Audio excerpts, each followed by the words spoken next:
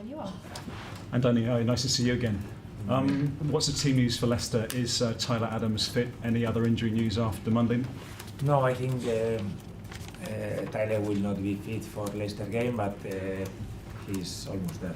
I think he's going to train fully with the team in the international break. He will not be involved in the game tomorrow, but apart from Tyler, everyone is available, and yeah, I think we are in a good place there. Yes. We didn't see you on Monday. You had to watch from the stands. How good was it?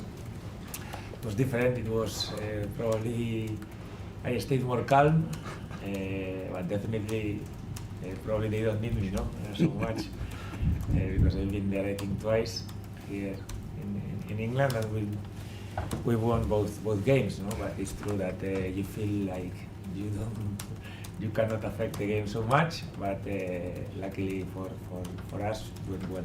So are you going to return to the touchline a less animated, calmer manager? Yeah, I will try, definitely. I will try to keep my hands in my pocket or somewhere, and I will try not to give them any chance to be on the stands again, because I didn't like it, really, I didn't like it. The team were pretty good without you. They were superb, weren't they, in the first half? Yeah, I think we played a really good first half with a very high rhythm. We were very dangerous whenever we recovered the ball.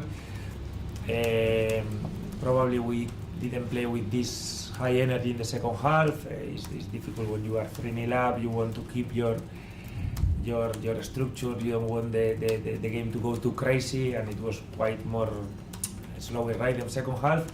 But I think it was a good game from our side, yes. And Semenyo was sensational again, man of the match. How good is he right now? He must be one of the best players in the league. Antoine is doing well. He's scoring goals. He's been a threat, but he has to continue. He has to show that this form can be more consistent. He can add not only goals. I think we have to focus in many more things, in putting good crosses from the outside, in doing good stuff against the fullbacks, depending of how they structure as a team. Sometimes he has to follow Lauer. I remember against Cucurella here with Chelsea, he did a very good defensive work, and he has to be a more complete player. I think he is someone who is willing to work to be a better player, and normally these kind of players, after they get their rewards. Yes. How has Evan Nilsson been after his first Premier League goal? What's that going to do for his confidence? I think he has been like relieved, after the goal, because I think he is very aware, that he is very important for us.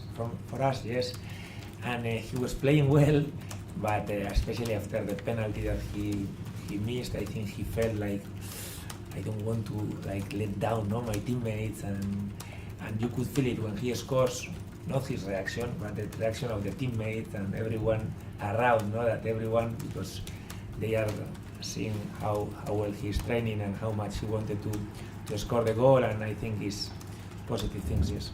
Is it the first goal of many? Can he fill the 19 goals that you've lost with Solanke?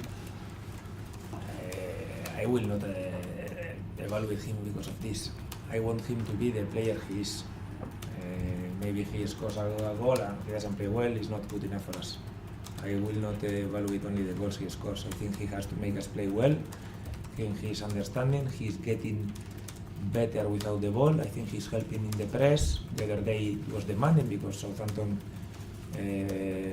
spends a lot of time on the ball. You have to be very consistent on your press, and I think Eva played 60-something, 70 minutes with a good energy, and I think I will be more focusing in these things than the amount of goals he scores. It's Leicester next, a team like Southampton who haven't won yet this season. Is this a great chance for back-to-back wins?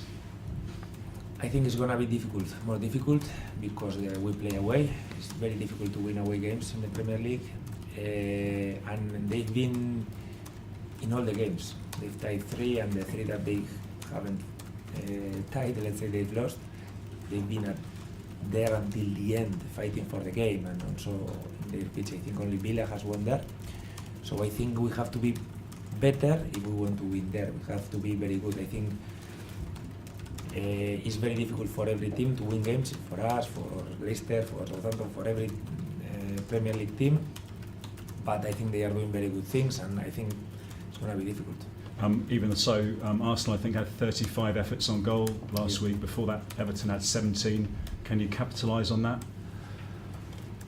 I think it's a game where you cannot take a lot of conclusions when you play against Arsenal, because they put so much pressure on you. Sometimes you cannot decide what kind of game you are going to play, no? Because right now they are playing very well, they are very physical, but it's true that to play against them away and be 2-2 in the 93rd minute, you have to do a lot of things very well. You have to defend very well. You have to have even mental strength, no? Because for sure Arsenal is going to push you during a lot of time, during a lot of phases of the game, and I think they shown this, and I expect a difficult game, and I think we will have to be very good if we want to win this.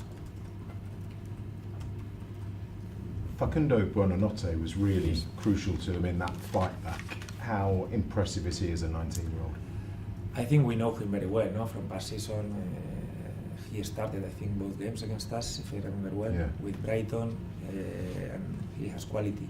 He has a very good left foot. He can play outside, inside, but this what we face in the Premier League every weekend. No? At the end, different challenges, different type of wingers, but we have to be ready. They have a lot of options up front. We have also the experience from past season, when we faced a lot of these players and they beat us in the cup. So I hope we are more ready, yes. On Monday you played against a team with no striker for the first half. Now you're up against a more traditional striker in Vardy. He's going to be 38 in January. Some players retire at 34 and after strolling around at the base of midfield for a year. How impressive is it that he's still going at this level? I think I don't know him personally, but you can feel from the outside that he loves the game. He loves to compete, and he enjoys the game, even when he's fighting the other day against Saliba, against Gabriel. That is difficult. He doesn't give up. He goes every time. For his age, he still is a fast forward. He attacks the spaces very well. He's uncomfortable for the centre backs. He will be all the time. You think he's offside, not offside, and then he will use his body well. His timing is very good. The goal he scored against Palace is very Vardy, and you have to be ready for these challenges. And I hope our centre backs are ready, because we know that it's not going to be comfortable for them. A couple of your players, Dango scored on Monday.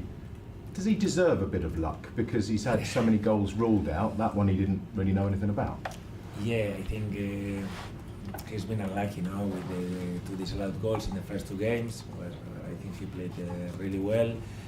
He has recovered really fast because he was injured with the national team, and straight away has come again in a good form, and I'm happy about this goal. He was lucky at the end, but I told him he scores the goal because he attacks very well the first post. He makes the run all the way when Anti's on the ball. He's the first one to arrive there to the first post, and after it's true that he's lucky, but if he doesn't do the first run there and goes with Ant, he would have no chance. So I think he's deserved, and I hope he can continue. We are adding goals, I think, with almost all the wingers that are playing, and I think it's good for the team. And Marcus Tavernier playing as a 10, is that his future in the middle? No, I don't think it's going to be his future. I think he's going to be a right winger, a number 10, a left winger, can play as a left back sometimes, maybe as a number 8. I think he can do a lot of things, and I will not limit him to, you are going to be now inside, outside. No, I think he has the offensive quality and the defensive work rate to play in a different positions, so it's very good for him, because he will have more chances to have minutes than players that are more specific. And just one more player, Milos, seems, to my eyes, to have really worked hard on his defensive game. Is that fair? Yeah, I'm really happy with Milos. I think he looks more mature. He's training better. He's Even after trainings, he's trying to improve the details that will make him even a better player. And I think he's finishing. He's someone who spends a lot of energy. His physical numbers are very high, but he's finishing like better the games. We are not having to change him because past season sometimes after 65, 70 minutes, sometimes someone who does everything super fast, so sometimes he runs out of gas. And now I think he's learning and interpreting better the game, and I hope he can continue, with his performances. I think also that he can add some numbers to his game because he's arriving a lot, and we are working in the last third where he can take maybe better decisions, and I hope he can add these things also. Yes. Thank you. Thank you. Just gotta wait for the cameras to stop because they take my story.